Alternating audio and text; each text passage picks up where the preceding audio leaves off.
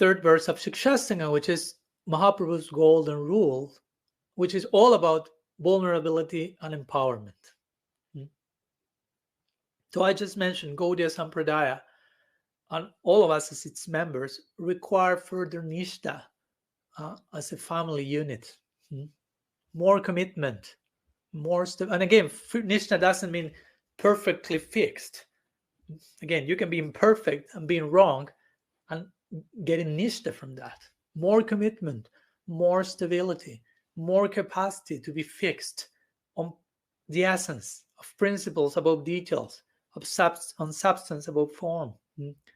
So this nishta is portraying what we may call the golden rule of Mahaprabhu, probably his most important instruction, repeated so many times, even in Chaitanya Charitamrita, Trinada Pisunichena, Taroda Pisahishnuna, Amani Namanadina Kirtaniya Sadahari, where Mahaprabhu is inviting us, every member of his lineage, to be more humble than a blade of grass, more tolerant than a tree, to offer respect to others, and to never be willing to be respected oneself, never seek to be undespised.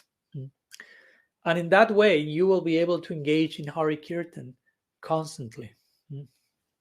So this nishta is depicted, this fixedness, determination is depicted in this verse of Shikshastakam. Speaking about strength and focus. So this type of nishta could be related to the idea of empowerment. Kirtaniya Sadahari, permanently engaged in Hari Kirtan. That's pretty empowered idea. So interestingly, we can connect, okay, this verse speaks about vulnerability and empowerment. The last line speaks about nishta, empowerment. But the humility and the tolerance and the respect and the unassertiveness is described in the first three lines had to do with the vulnerability side of the verse. And they come before the stability described in the last line. So it's important to relate the two and see how the equation works. And there's some sequence there. There's some initial vulnerability, initial openness and acceptance of what we are talking, and that's bringing forth renewed power, empowerment. So this third verse is all about vulnerability and empowerment, as you can see. But even if we want to add further context, we can even extend the same principle to the second verse of Shikshastakam and the previous one. In the last line of this verse, Mahaprabhu concludes saying what? Durdaiva midrisham ihajaniya nanuraga.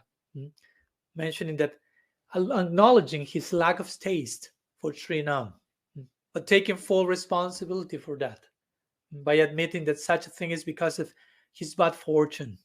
Anarthas. Remember, artha means fortune. Anartha means bad fortune or false sense of value. That's anartha, basically.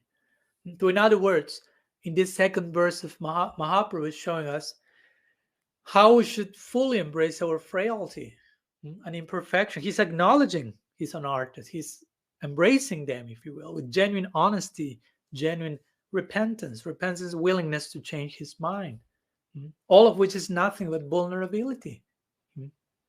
He's embracing the wound, and this will take us to a deeper expression of it, to a form of empowerment, which is the next verse, which is a higher stage, and so on.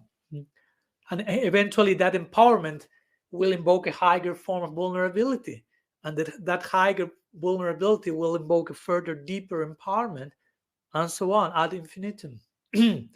Because nishta is not the goal of life, it's an in-between stage till the goal of prem.